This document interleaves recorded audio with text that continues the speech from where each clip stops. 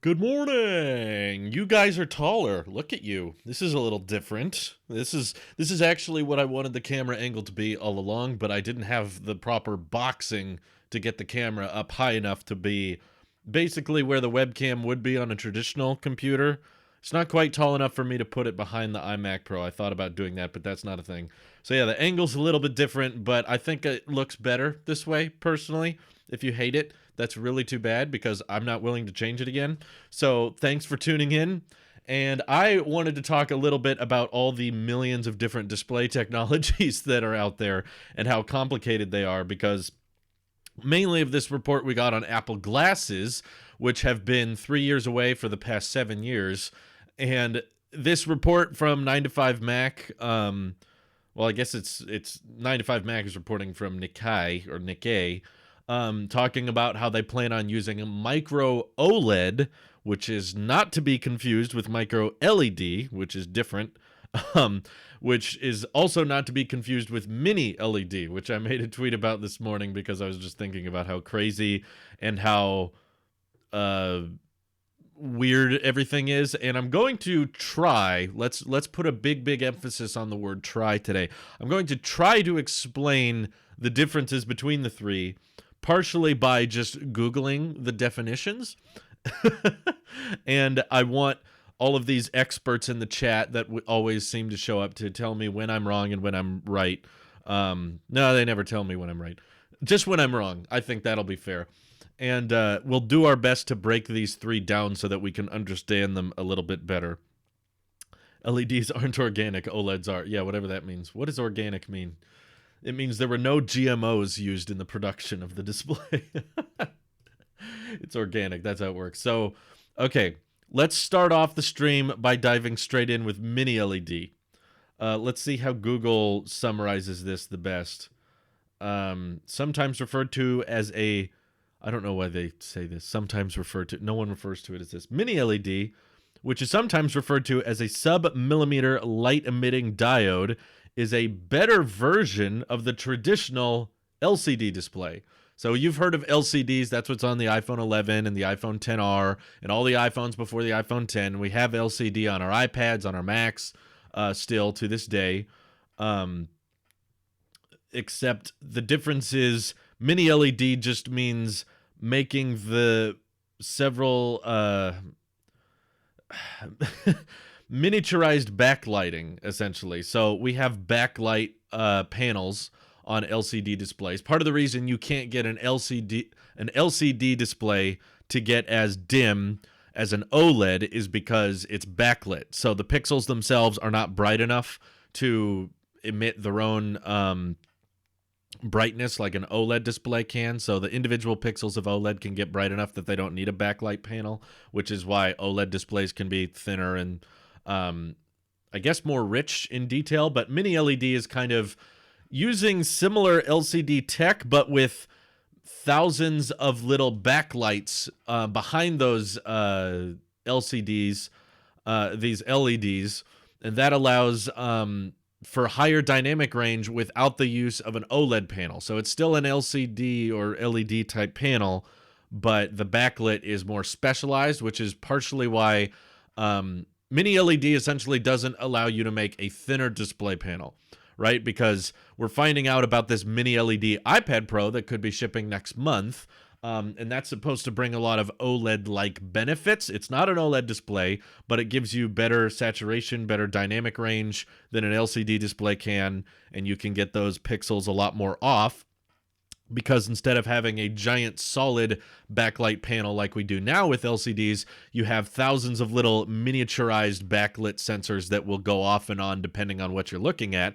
And that works very, very similar to the Pro Display XDR. So you guys are aware of the $5,000 monitor that has little miniaturized LEDs behind the panel, and that's how they're able to achieve that extreme dynamic range with that monitor. So, oh boy, we already got people arguing about this. This is great. I am not going to be very helpful today, but I'm going to try my best, and we'll watch the chat fall apart. So yeah, the mini LED is not exactly the Pro Display XDR. I've made that mistake before. I for the longest time thought that the Pro Display XDR was mini LED. Turns out it's not, but it's very similar. So I think the main reason the Pro Display XDR is not technically mini LED, it's just a very, very advanced LCD, is because the individual backlit sensors on the Pro Display XDR are technically not even that small. And because they're not small, they don't fit the firm definition of mini. I think it's under 1,000 backlit sensors. And because of that, it doesn't get the qualification of being a mini LED, whereas the iPad Pro that could be coming out next month, that would qualify as mini LED, because the little backlit sensors are small enough and there's thousands of them, not a few hundred. Yeah, the Pro Display XDR has local dimming zones, but I guess for whatever reason, I don't make the rules on this, they don't consider that mini LED, despite the fact that it is very similar. Basically, if you could take the little local dimming zones on the Pro Display XDR and shrink them and have way more of them, you would have what Apple is preparing for the next generation iPad Pro. And it's also a little bit thicker. So something to keep in mind with mini LED is that the iPad Pro that's supposed to be rocking that next month is actually going to be a tad thicker than the current iPad Pro, which I think people are not terribly happy about. I mean, not terribly upset about, because bending and bendgate was a concern a lot of people had with the 12.9-inch iPad Pro, and now it's going to be a tad thicker, a bit over 6 millimeters, which the current iPad Pro is 5.9. iPad Air 4 is also a tad thicker, not enough for it to be incompatible with cases in the Magic Keyboard case and stuff, but it is a tad bit thicker. Who else isn't going to read all that? You won't have to. I'll read it for you. Okay. We haven't even started yet on Micro LED, but let's start with mini LED. We're going to get to the bottom of this. The chat is hilarious.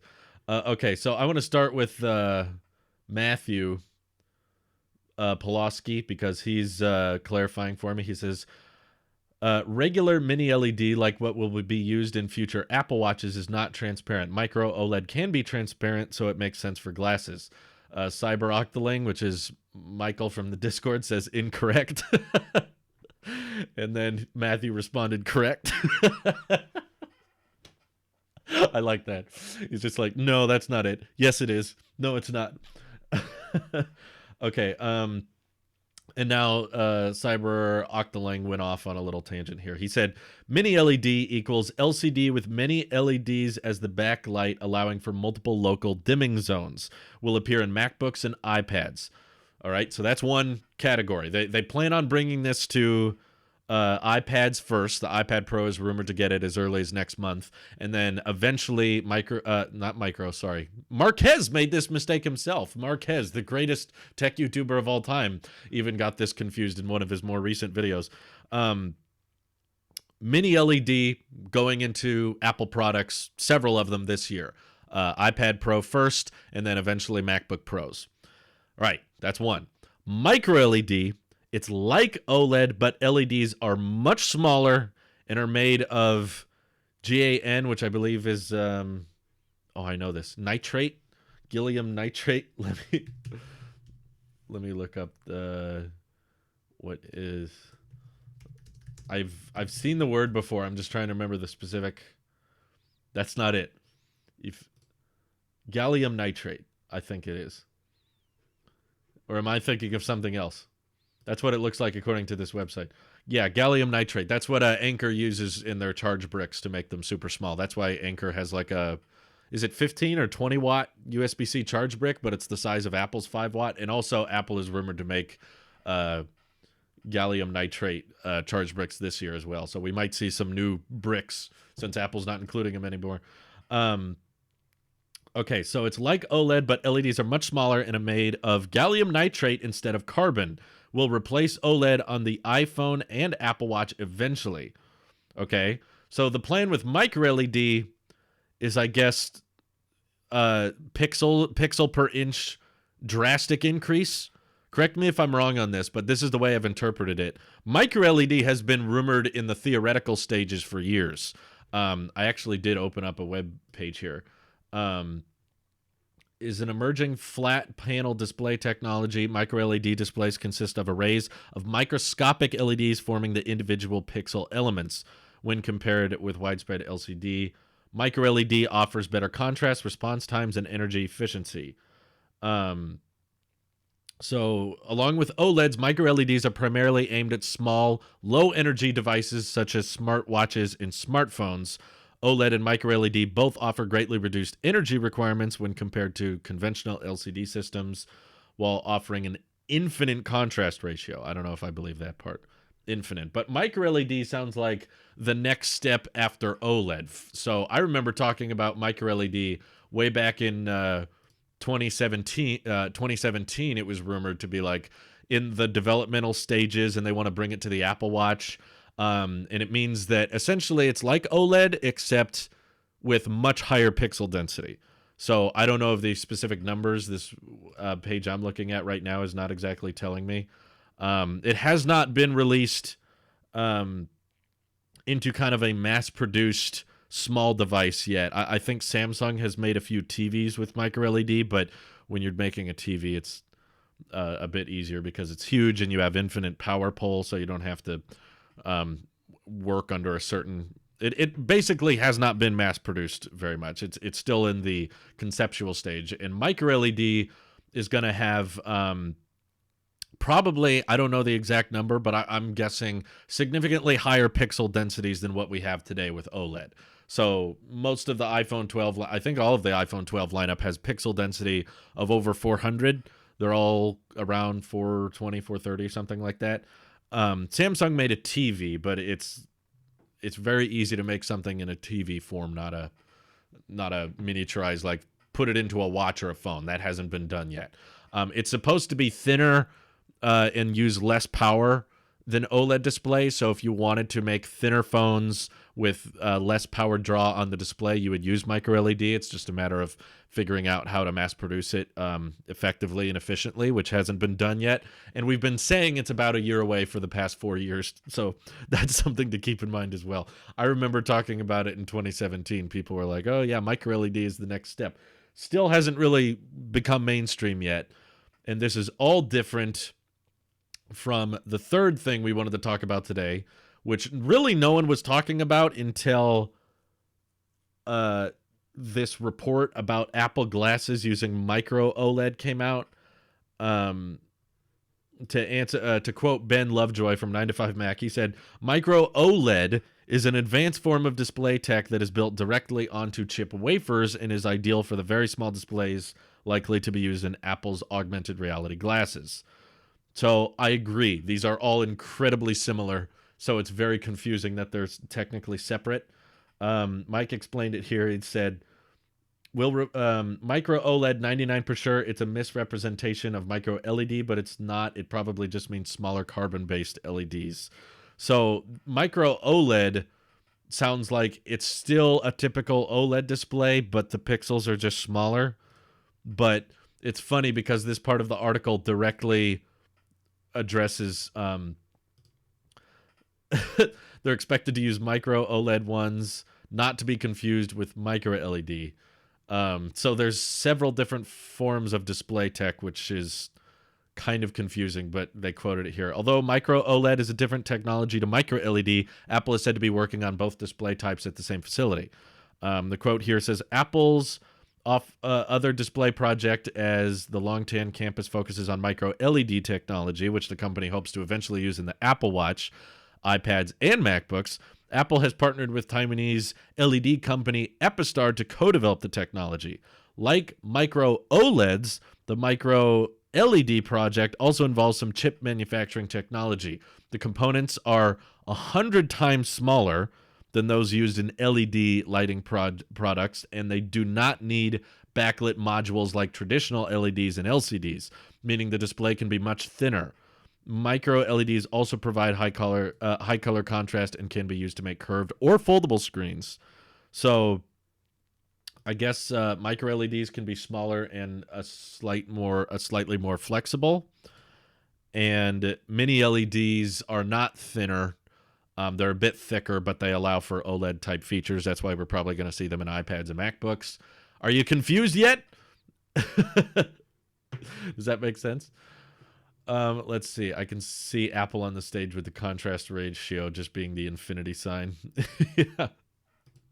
I guess they have a website dedicated to just micro OLED, which is funny. Oh my god, it looks awful. And it's all sideways for me. The world's highest pixel density AMOLED micro displays. Micro OLED brings a whole new dimension to application possibilities. So, because they're saying heads-up displays, camera viewfinders, and medical devices, that's what makes me think something about micro OLED can be transparent and something about micro LED cannot. That's what I'm guessing here. That's a speculation on my part. I could be wrong on that. Basically, mini LED is a better version of LCD. Micro LED is a beefed version of OLED. I think so. Micro LED and micro OLED can both be transparent. So I guess that's the tricky part. I think most people are understanding the difference between mini LED and micro LED. Okay, we got the micro is an extremely high resolution, and micro can be transparent, both on LEDs and OLED. It's probably being used since it exists right now, while micro OLED doesn't really. So this is weird. Basically, we're learning micro OLED does exist, but micro LED doesn't. We just have to figure out what the actual difference are, because they're incredibly similar.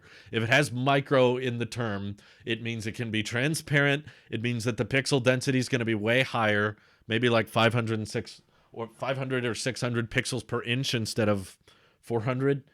And it's a thinner display technology, and it draws less power than traditional OLED. So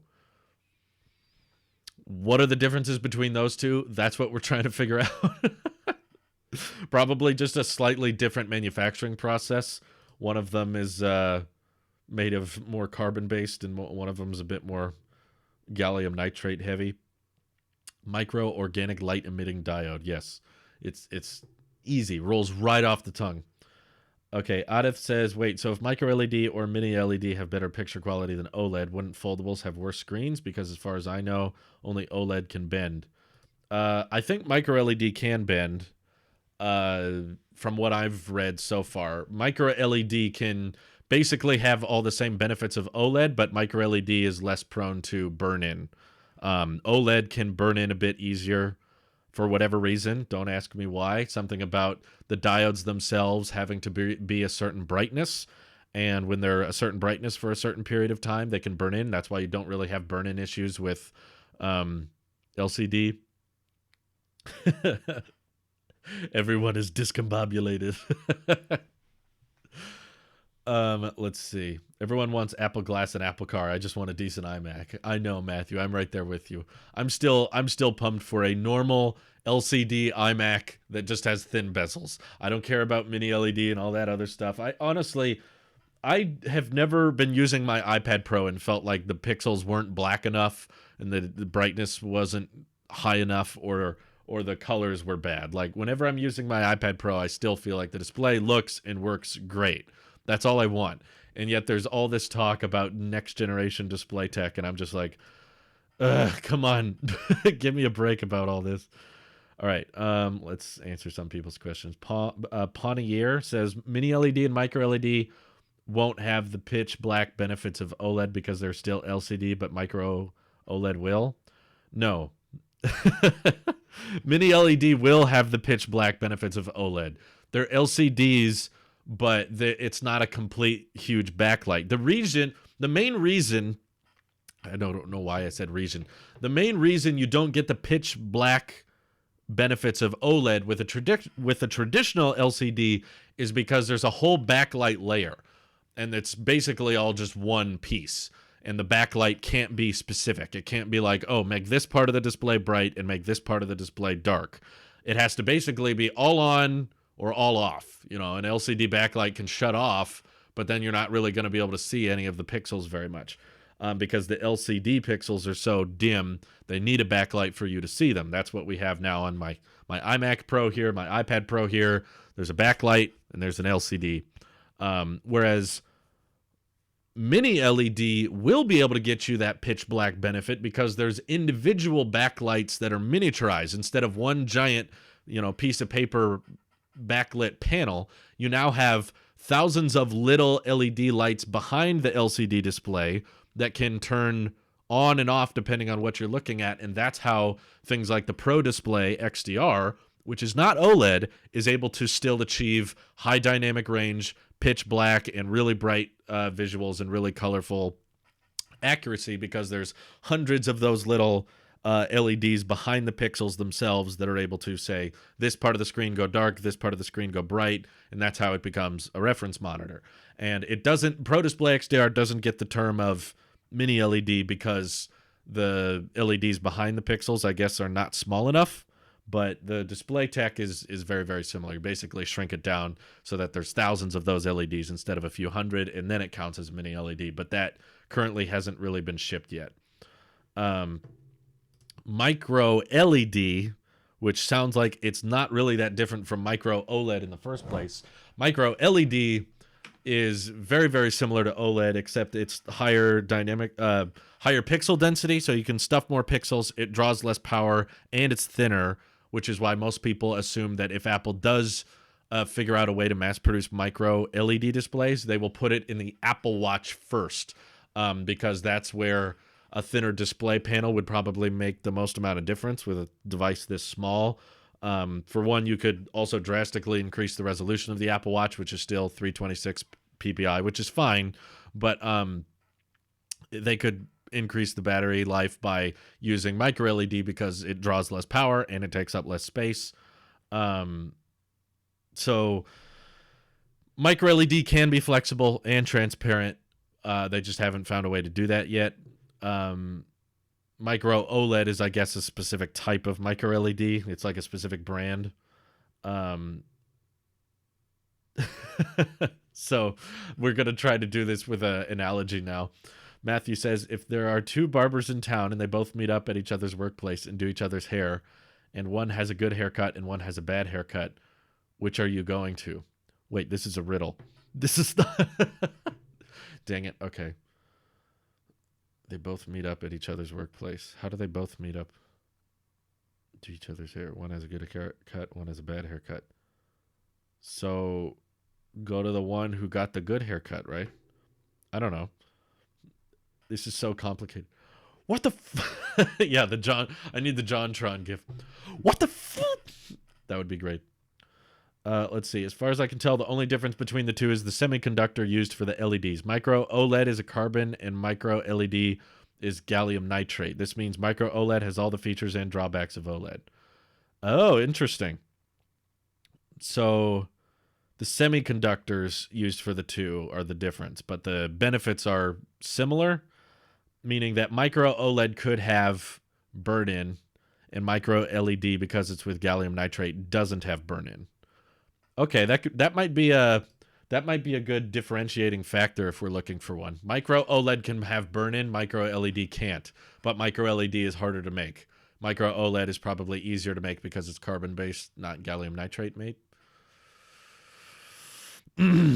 Okay, Katrina Bryce says LED and OLED are different material for the diode. Okay, so it's a difference of material in the diode department. Wow. This makes perfect sense. Easy. No problem. Yeah, the Tailosive LED. That's our next channel.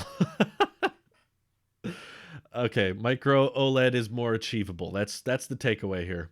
Micro OLED is more doable now. Micro LED is less doable now. But Apple's pursuing both. Is it safe to say at the end of the day that micro LED is the best then? Micro LED is the best possible, but it's harder to achieve.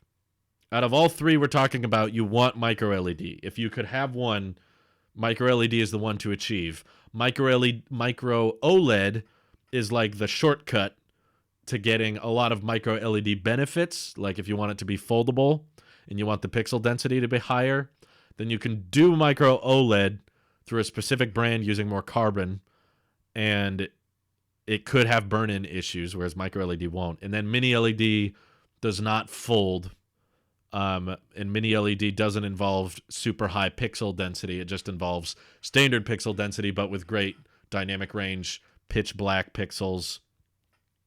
Okay, I think we have this figured out. I think we have this all solved. High refresh rate micro LED is the end game right now. So yeah, if you could mass produce micro LED at a high refresh rate, you would have like the best display ever. We might as well skip micro OLED and go straight to holograms. Yeah, holograms are a whole nother battle, but if you can make thin and light and low power efficient Apple glasses, augmented reality headsets that you can wear, then holograms would be a lot more achievable with 3D tracking on top of your vision instead of actually having a literal hologram in front of you, which is very complicated. The display industry needs better names. Consumers are going to be very confused. Going to be. You act like they're not confused now. Do you think the average consumer knows the difference between an LED, LCD, OLED, and then there's also AMOLED and QLED, which is mostly marketing stuff? The differences between AMOLED and QLED are just kind of Samsung bragging about some different type of OLED that has slightly better dynamic range or something. Other than the new iMac this year, what other Apple product are you most excited for? The iMac is definitely at the top by a long shot. Now, at this point, I don't know if this is the right answer, but I'm very, very excited to find out if they are going to continue making mini iPhones. Because there's just report after report after report that Apple is going to make like no money off the mini because the sales for the 12 mini are so bad, and everyone's basically already convinced that the 12 mini is going to get canceled because it's selling horribly, which is funny because the iPhone 12 lineup as a whole is still doing great. But everyone's like, okay, so the question is, will they bring it back someday? I think someone commented that on today's tech video, which made me laugh. People were like, so do you think they'll ever bring back the 5.4 inch form factor? It's like, it's not gone. They're still selling it. And all of this is just kind of rumors and speculation on how bad the mini is selling. We don't really know. I want Apple to keep it around, but like other things Apple has done, typically if that doesn't see much success and the sales don't do very well, they won't keep it around. I don't care though. I don't mind if the iPhone 12 mini is only 5% of iPhone 12 sales, even if it's that small. If it doesn't cost Apple much, just keep that thing around. I love it. Also, a bad-selling iPhone still sells in the millions. Yeah. It can still make millions, if not billions of dollars and not sell great compared to the rest of the lineup. But the chances of Apple continuing with the mini line have gone down now quite a bit. So that's why people are just kind of speculating it won't happen. So I guess I'm kind of interested to find out if they do another mini. I'm somewhat interested. Everything's kind of tied for second, to answer your question, Shamil. Everything is pretty much tied. Like I'm mildly curious on the new iPhones this year, mainly just because I would love to finally, like I've been asking for this for years now. Ever since they brought 120 hertz to the iPad Pro, I've been like, put it on the iPhone, put it on the iPhone, put it on the iPhone. And now we're finally getting it, but I don't think excited is the right term for it. It's more of just like, I think with 120 hertz, I've reached the point of entitlement. Like I've reached the point of I'm just expecting it now. And by the time I get a 120 hertz iPhone, I'm just going to be like, finally, it's about time. It feels late. It feels like they should have done it last year and they couldn't because of manufacturing issues. They couldn't mass produce enough of them. So that was the big bottleneck on 120 hertz, but I still really, really appreciate it. I still love it on my iPad Pro. And the fact that I'll be able to get an iPhone with it this year is like, good, thank you. But I don't know if I would describe it as excited. I'm just going to unbox it and turn it on, and then I'll notice it and be like, oh, thank God, it's finally there. And then I'll be happy. And it's not that I'm going to get used to it and not even notice it. I will notice it. And especially when I go to an iPhone that doesn't have it, it will become instantly noticeable. And while I have gone from max-sized iPhones back down to mini iPhone now, I do not believe I will be able to go from a 120 hertz iPhone and eventually downgrade to a 60 hertz iPhone again. I think I will have to stick with 120 hertz for a while, and I will most likely, whatever iPhone I get this year, probably the Pro Max, whichever one has 120 hertz, and if it's just the Pros, then I'll get the larger one. I'm gonna be happy with that, and I most likely keep it for a long time. Once I have 120 hertz, it's gonna be very, very difficult for me to justify upgrading every year. It's already kind of difficult because I've been on the record saying like my next iPhone needs 120 hertz, and people were saying, oh, that's because Drew thinks 120 hertz is this giant major thing, and if he doesn't have it, he's gonna die. And the truth is, it's not really that crucial. It's just that the 12 mini is so good, nothing else they could come up with on the iPhone would really get me to upgrade. If they just did the 12 mini but slightly longer battery life and no charge port, I'd be like, okay, that's cool, but I don't need to buy one. Battery life is fine for me. There's a few times where it's been a bit of an inconvenience, but not something I would put money on. Like, I'm not willing to spend $10 to solve that problem just because it's such a small one and it's such a rare one. It's like I probably bring it up in the video and it makes it sound worse than it is. Like on the days where I'm using GPS more and I'm taking more pictures and videos, people are like, oh, so the battery dies like instantly? It's like, no, I just have to put the phone on the charger before the end of the day. I'm still able to do everything. I've yet to run into a situation where I needed my phone and the battery was dead. That hasn't happened. I've just been like, oh, the battery is low. So when I get back to the house or when I get back to a place where I have access to a charger, I have to charge. Whereas with phones like the 11 Pro Max, I could abuse that thing and not keep it near a charger. And I would even have it near a charger and not use it. So no, it's not like I need to upgrade this year for any other reason. Camera wouldn't really get me to upgrade. Camera's amazing on the 12 mini. Battery life is good enough. So if there's no 120 hertz, there's no reason to upgrade. And once I have that, it's going to be, I don't know what, let's just assume for a second it's 9 months from now or whatever, whenever it comes out, 8 months from now.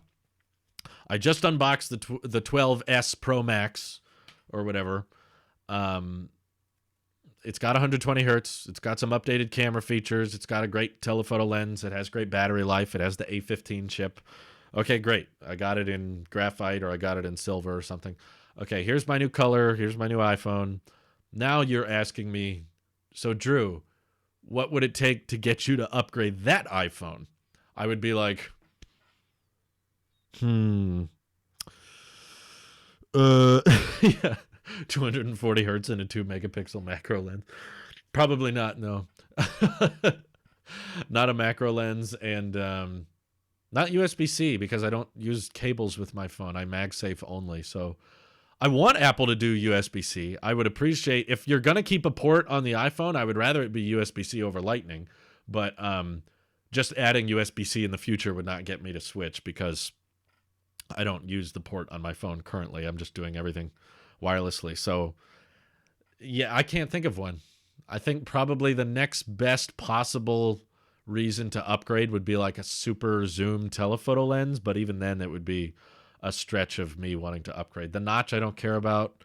If they shrunk it, it would be the same to me. A notch is still a notch, whether it's like OnePlus 6T and it's like a really small, hard to notice notch, or a giant notch like on the iPhone 10. It's still a notch. It's still there. You're still going to notice it when watching videos or not notice it. Regardless, it just blends into the background and it's not a big concern. What if they made the sides matte titanium? I wish they would incorporate more titanium. That's awesome. I wouldn't upgrade for that, but I would be in favor of that. Does Lightning have better fitment than Type-C? Doesn't Lightning have better fit? I don't know what you mean by fitment. I don't know. I just know that there's a lot of very durable, very popular smartphones that are affordable that have USB-C, and they don't run into issues with them breaking, or they can still be water resistant and all that. So there's really no reason. I don't think the fitting is the reason for Apple keeping Lightning. Otherwise, iPad Pro getting USB-C doesn't make sense. Where can we find that Tesla wallpaper you had on your 12 mini? I had a Tesla wallpaper? I don't recall that. I have an Aptera wallpaper, which I tweeted out on Tailosive EV. I don't recall having a Tesla one, but this is the lock screen. It's the top view of the Aptera, which is it's not out yet, but it's the world's most efficient electric vehicle, which I'm really excited for. We don't get to talk about it enough, but I love the Aptera. Go look up Tailosive Aptera. You can see all my videos on it on the EV channel. But basically, it's completely covered with solar cells. And Aptera, they might be saying like numbers that are too good to be true, but at least what they're shooting for, what they're promising, is 46 miles of range added per day, which is more than the average commute. So if you are driving an average of 30 miles a day, you could just leave this thing in the sun and it would charge up the battery and you wouldn't have to plug it in. And the base model range is 250 miles, but the high-end maxed out version of the Aptera is 1,000 miles on a charge, which is more than twice the range of my gas car, which is crazy. I don't have a need for a 1,000-mile range EV, but it's still amazing to think that's possible. So yeah, they're a great company. I don't talk about them too much, but I just I don't want to like overrun people with Aptera because I know not everybody's into three-wheeled two-door vehicles, and it's kind of a niche in that regard. But either way, it's amazing. It's kind of my dream car. Let's see. What will they add to the 2022 iPhones after this year? Seems nothing is left to add. Well, we do know at least that Apple should be switching to their own modems that year. So that is not really a rumor. That is kind of a publicly known contract. You know, Apple bought the Intel modem business. So we know Apple plans on developing their own in-house cellular modems for the iPhone. It's just a matter of when. It's not an if. And they have a contract with Qualcomm that lasts through this year. So all the 12S iPhones are going to have Qualcomm modems as well. We had them with the 5G iPhones and the iPhone 12. We're going to have them again this year. But 2022, unless something goes horribly, horribly wrong, is when they're rumored to make the switch to their own modems. But I agree that's really not that big a deal. It's more of like a supply chain bit of information than it is. It might result in better efficiency. So I know it's not a big shock, but in 2022, the iPhone battery life could be improved without a larger battery capacity because the modems will draw less power than the Qualcomm modems they're using right now. But to be fair, the Qualcomm modems are a lot better than the Intel modems Apple was using in the past. So I have seen this brought up and I have noticed it myself. The Intel modems that were in the iPhone 11 and 10R and 10S and everything, even if we're ignoring 5G, even if you leave 5G turned off and you're just using 4G LTE, you'll notice faster speeds with the Qualcomm modems that they used in the iPhone 12. So it's an improvement. Apple using their own modems, it might be a little bit faster. I don't know how much, but probably not terribly faster. And also, it's been rumored for a while now. I think Quo has been talking about it, and I've seen it brought up in a few supply chains that in 2022, iPhones are rumored to get periscope-style telephoto lenses, which are the same type of lenses Samsung uses in the S20 and the S21, except it'll probably be all Apple ironed out and a bit more streamlined. And I bet, knowing Apple's computational side of photography, it'll probably be a lot better than Samsung's, just from the fact that it's being powered by high-performance chips like the A15 and A16 chip. So you'll have potentially those great like 100x or 50x space zoom lenses on the 2022 iPhones that'll probably not look as crappy as the S21 and S20 periscope zooms, which are a bit early in the development phase, so they're a bit untested. So similar to lots of stuff, Apple implements it once it's been ironed out and it's a bit more reliable compared to other companies that just kind of. S20 Ultra Space Zoom was a little over the top. It was like, they were a little too ambitious with 100x because every time you take a photo at 100x, it looks pretty bad. But it does improve the 30x and the 10x shots, which is what it's really meant to improve, which is a bit more reasonable. But that's not rumored to happen this year. That's rumored to be year after this year. And I've messed around with the Space Zoom stuff before. I really didn't run into a lot of circumstances where I needed it. So it's kind of a debate for myself of whether or not do I want to get the new iPhone this year just so that I can review it and talk about it and make videos about it, which I can still do. But the question is, do I just return it afterwards because it's really not worth the extra money over whatever iPhone is coming out this year? As long as I got my 120 hertz, I'm happy. I'll be comfortable. Excuse me. It is rumored Apple's going to manufacture their own displays. I don't know if I've seen that. I've seen that they're working with investing in other startup companies outside of Samsung, who kind of has a monopoly on OLED right now. Um, I don't know about if they're going to own the factory or if they're just partnering with certain people. What was this Taiwanese company they're partnering with?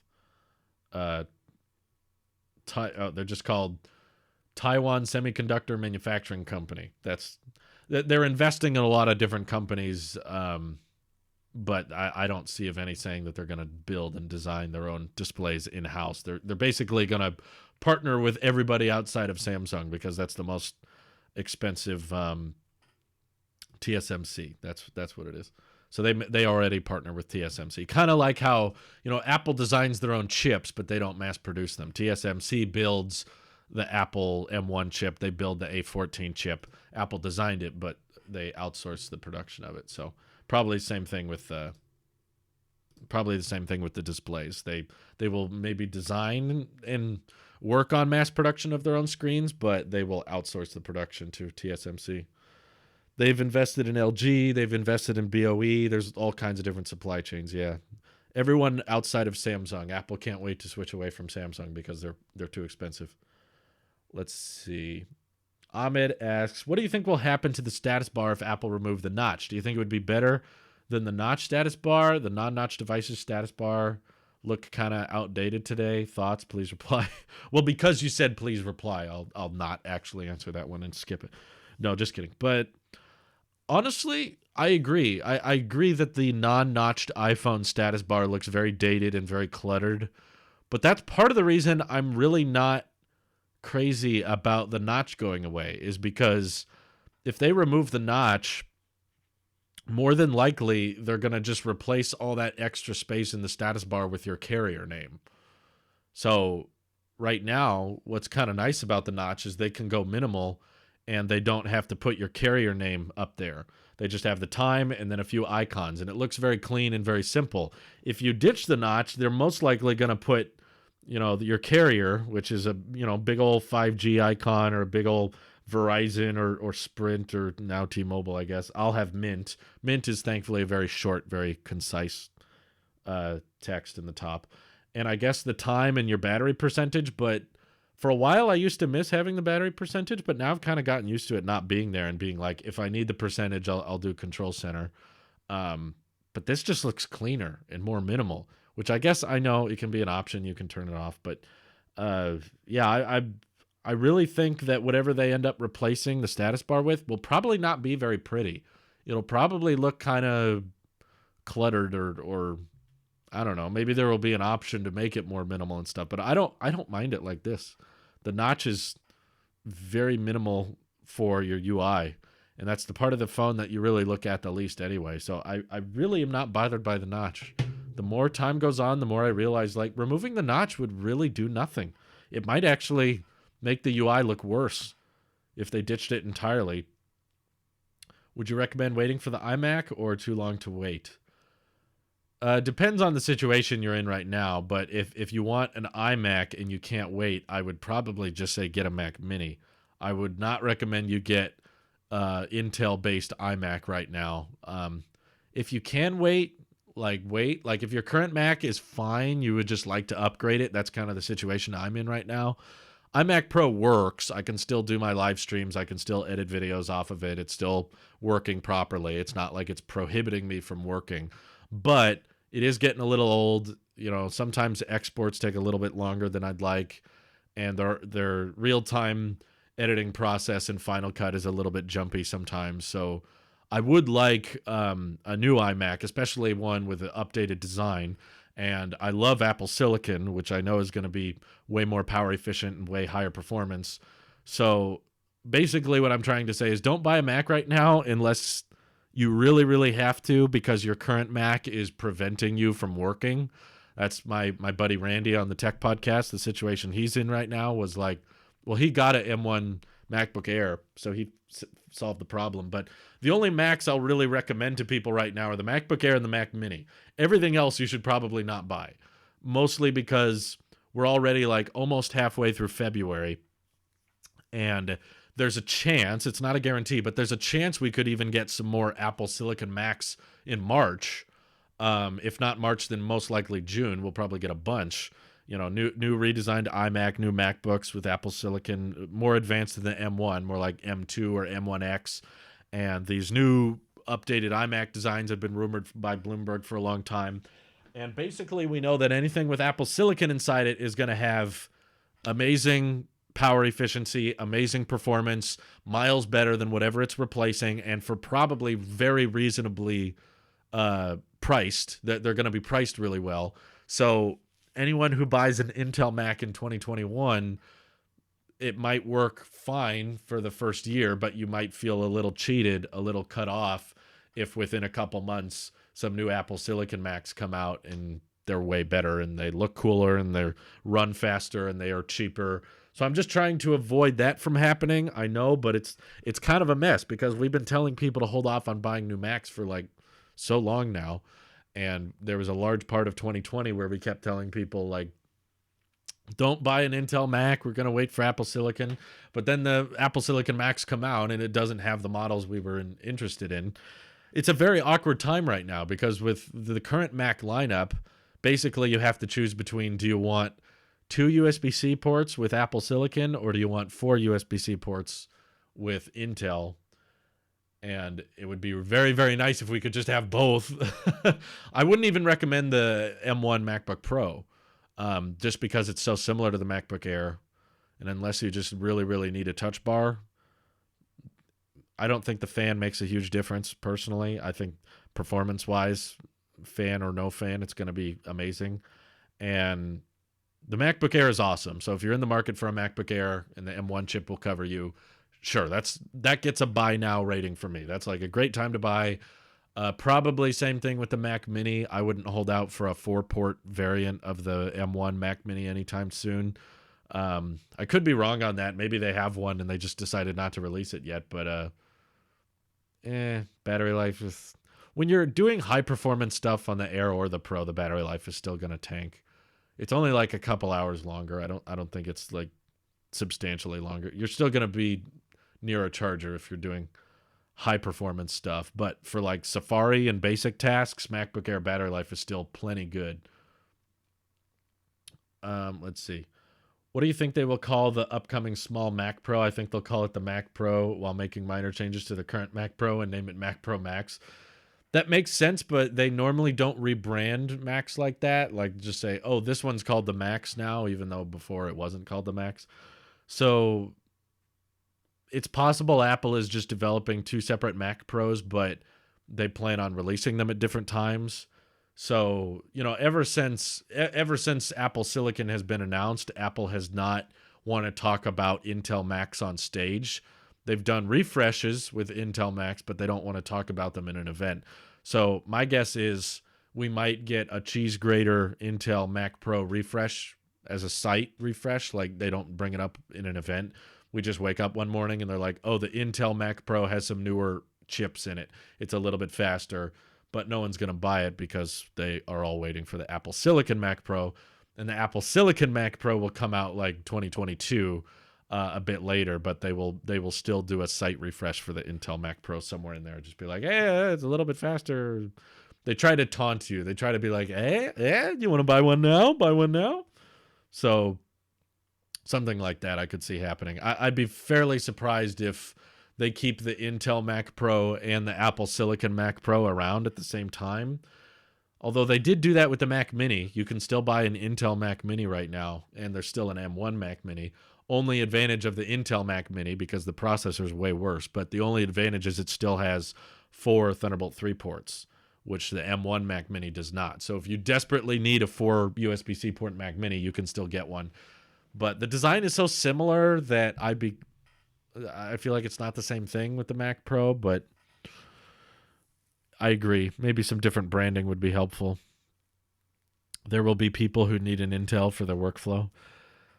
I feel like people who need an Intel for their workflow already have a Mac that has Intel, like if you really, really need an Intel Mac, you better just buy one now because this is about as good as they're going to get. There have never been better Intel Macs available right now.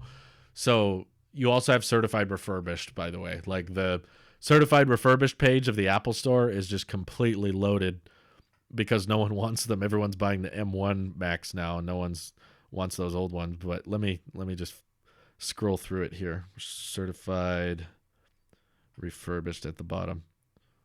Look at this. We got Mac Minis refurbished. We've got MacBook Airs for days. We got MacBook Pros. More. Look how many MacBooks there are. That's a lot. Let me scroll through all of them there. All of these. My goodness. Certified refurbished is awesome because they replace so many of the components anyway that it basically is brand new and they're cheaper. So save money. So do you want the smaller, cheaper, and better Mac Pro or the louder, more expensive, worse one? Maybe they'll keep the cheese grater Mac Pro around because it has some kind of super hyper specific option. I don't think I would call it Mac Pro Max. I would probably call it like Mac Enterprise. I feel like that's what it should have been called in the first place because really the base model, like the Mac Pros that are under $10,000 are really kind of a ripoff. Like the sub 10K Mac Pros are really like the specs aren't that great. The GPUs they ship with them aren't very good. And the processors are decent, but still like you're paying mostly for that case. So the Mac Pro doesn't really become a compelling Mac option for people until you start spending $15,000, $20,000, $30,000 on it.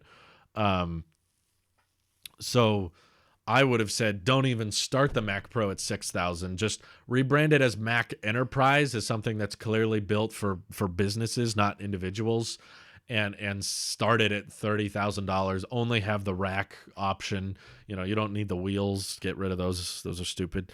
And you just have $30,000, $50,000 Mac Enterprise that still has Intel for some people, but the truth is, like Craig Federighi said, Windows could be optimized to run on the M1 Mac, but it's really up to Microsoft. It's not up to Apple.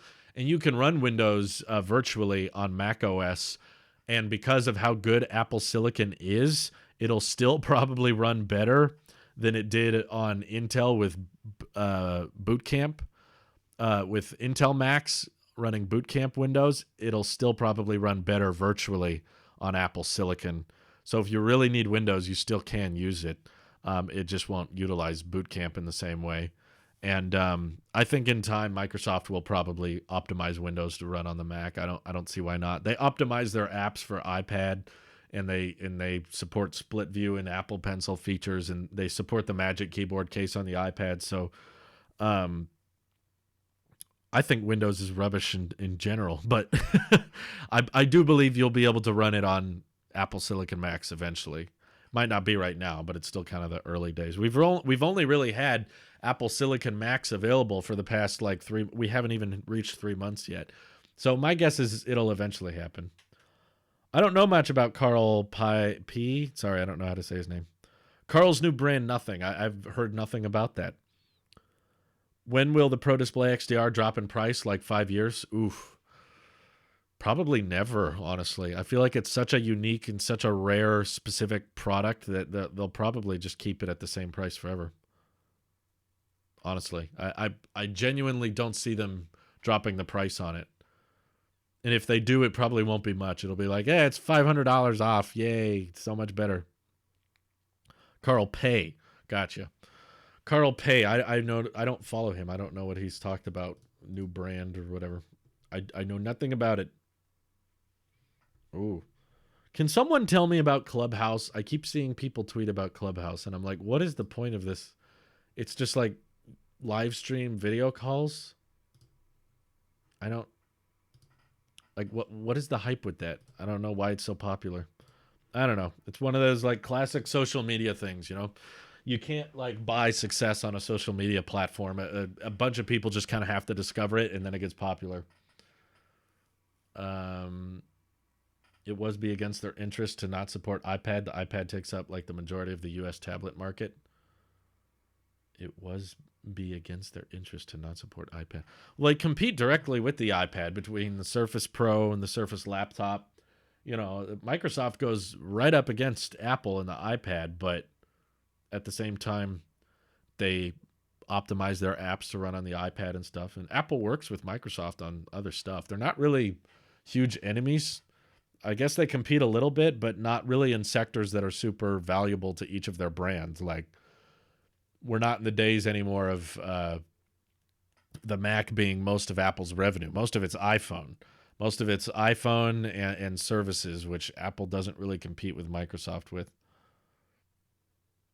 What do you think about the leaks of a display for consumers that's about $1,000 to $2,000? I know what leaks you're thinking about. They didn't give a price. They just said more affordable. I did a video on that when we talked about the iMac redesign, I think. There was a leaked video. But yeah, Bloomberg included a report saying that they plan on doing a lower-priced standalone monitor eventually. They didn't say it would be this year. But they didn't say $1,000 to $2,000. They just said cheaper than the Pro Display, which could technically still be like, they could release a monitor that's $4,000 and say, see, it's more affordable. I doubt it would be $1,000, especially because Apple used to sell the LG ultrafine monitors, which had the same display panels as their iMacs. It just had an ugly, crappy-looking external body, which is why I didn't love the ultrafines, as they looked so weird. I wanted a Apple-esque looking, standalone monitor that didn't look like a Dell Optiplex monitor. The ultra-fine displays panels were good, but the outside was ugly. So if they could make a futuristic, modern-looking standalone monitor. But the ultra-fines were like $1,200 and $1,500. So that's when LG is making them. When LG is making them, they're $1,200 to $1,500. With Apple, there's going to be a bit of a Apple tax there, and I'm sure they're going to put in some work into it that makes it more expensive to manufacture or something. But if it's like $2,000, I'd be tempted. But if I'm getting a redesigned iMac anyway, I might not need a standalone monitor. But either way, I was a very different person in 2019. I was excited for the new Mac Pro to come out, and I was like, yeah, I think I'll get the new standalone monitor that they're working on, and I'll get the Mac Pro. And it came out, and I was like, well, this is about 10 times more expensive than I thought, and the specs aren't that great either. And I'm not really a fan of the cheese grater design. Some people like it. It looks too big. Like, I don't need giant things on my desk taking up space, I'm not really a fan of having a dedicated tower anyway. I would kind of prefer having an all-in-one design.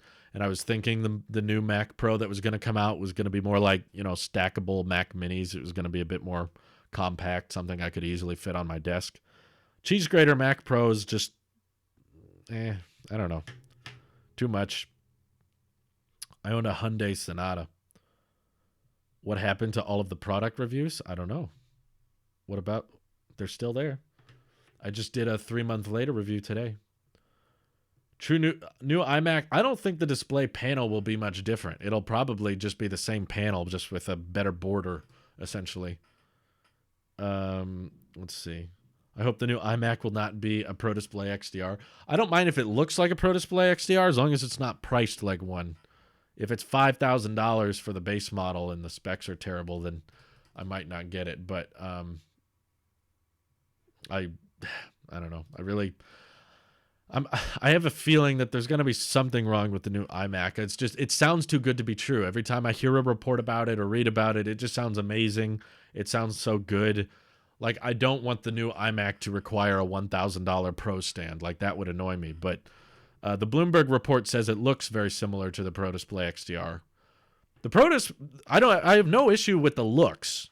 It all comes down to the price. Like, I've still to this day, like, mostly because of the pandemic and the fact that my nearest Apple store doesn't have a Pro Display XDR, I've still never seen one to this day. Like, it feels so old now. It feels like it's been around for ages, and yet I've never actually just been able to walk up to one and look at it. Since the pandemic, all the Apple stores shut down, and of course I'm not walking around Apple stores very much, and I don't even think they let you in, just if you don't have an appointment or something. And they didn't have a Pro Display XDR at my local Apple store, so I've yet to see one, but it looks great. Like, if the Pro Display XDR was $2,000, it would have been awesome. I would have totally picked one up if it was just $2,000 and the Pro stand was included and everything. But just the way they priced it and how they over-engineered it is what has made it so useless. and very, very niche in my opinion. This makes it so hard to love. The holes make it lighter. Yeah, I don't mind the holes. The holes don't bother me. Just the Mac Pro size and the handles being all polished steel, and I know how that's going to collect fingerprints, and I don't know. Just so much of it is just blank aluminum. It's not my thing. It's just not my style. When will we get Mac Pro wheels 2? That's the real question. Simply don't buy the stand. The monitor stands by itself. It's still too much. Even if it included the stand at $5,000, that's too much in my opinion. I don't care if it's cheap for reference monitors. Just make a good display. It doesn't have to be like on par with $40,000 screens that literally no one knew about. Like no one knew what reference monitors were before the Pro display. Because no one used them. You know, all the YouTubers weren't using reference monitors before the Pro display came out. I didn't know any. You got like extreme accurate color accuracy that no one can notice because YouTubers upload stuff that people view on their phones anyway. So it's way too overkill for YouTube. And MagSafe on the Mac Pro wheels. We need that. Mac Pro and Pro Display are what happens when you give the Mac team a blank check. Pretty much. It's what happens if you give the design team like no guidelines and say like, so what's the budget we're thinking for this monitor? What's the budget we're thinking for this new Mac Tower? And Tim Cook tells them, I don't care. Just make whatever you want. He's like, yeah, go off. Just make whatever you're feeling. They're just like, okay, $1,000 stand, $5,000 screen, $50,000 Mac Pro. And also we're transitioning to Apple Silicon a year later. So this is all pointless. I feel really bad for the people who drop big money on the Mac Pro now. If I had bought a Mac Pro, I would have been so ticked off right now to find out that Apple Silicon was coming and it was going to completely destroy my Intel Mac Pro that I bought like not even a year ago. I would legit be so annoyed.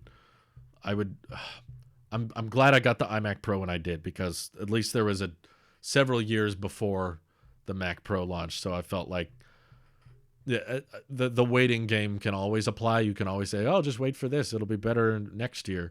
But when it's like in the situation of the iMac Pro, like I got it in 2017, the solution would have been, oh, just wait 4 years. It doesn't. That argument doesn't hold up as well. Opposed to wait 1 year and you could have got something way better. Mac Pro must have a trade-in option to get Apple Silicon. Everyone would be robbed otherwise. I'm sure there will be a trade-in, but it just won't be good. The trade-in value is going to suck. All right, this will probably be the last one for today because I'm going to wrap it up here. Let's see. You would need to design your dream Mac. What would it be? Okay, dream Mac would be, let's say, to make it interesting, let's say price is not a factor. Dream Mac, and it's free because this is a dream, so Tim Cook is going to text me and hand deliver it. So he's just going to be like, this is just for you. All right, 32-inch display, razor-thin bezel, okay? I'm talking bezel as thin as the iPhone 12 mini chin. This is the thinnest chin in the smartphone world. Super-duper thin, all the way around, and yet somehow, through manufacturing wonder, they're able to still incorporate Face ID. Maybe it's a transparent display, micro LED, right? That ties it back to the beginning. It's a micro LED display that can go transparent around the Face ID sensors. So I can walk up to this beautiful iMac with the squared off edge so it looks like an iPad Pro on a stick, though it keeps the traditional iMac stand. I don't want the Pro stand. The Pro stand looks kind of boxy and ugly to me. What I want is a dock like the iMac, which is thin and rounded and minimal. And in that dock is MagSafe chargers, like 2 or 3 of them. So I can drop my phone right there and it charges. So I sit down, Face ID unlocks the Mac very simply, very easily. And I've got like the M5 chip. It's like the fastest Apple Silicon chip out there. It's going to be, 10 times or 15 times faster than the M1. Awesome subwoofers built into the back, so you still got your speaker system incorporated there. Since it's micro LED, it's like an 8K resolution or something crazy like that. And the webcam supports 4K at 60. It's a super high resolution, high frame rate camera. And the micro LED display supports 120 hertz ProMotion. So thin. Also sent it to Dream. It's like a fanless architecture because the thermals are so good with the M5 chip that you don't even need a fan. So it doesn't make any noise, and it has like 8 to 12 USB-C Thunderbolt 4 ports on the back. Very high bandwidth. I can plug in all my high-speed accessories and stuff. And yeah, eight of them. And that's it. That's the only I/O. It's all in on USB-C. Everything you got to go through USB-C. That's, I guess, my dream iMac if they did something like that. And I don't care what it costs because it's a dream. If I did have to buy it, then I'd have to think of something else. But anyway, I got to get going. So I appreciate you guys for watching, for tuning in. It was fun figuring out all the differences in display tech. I will chat with you all later. Appreciate you watching. Have a great day. Bye-bye.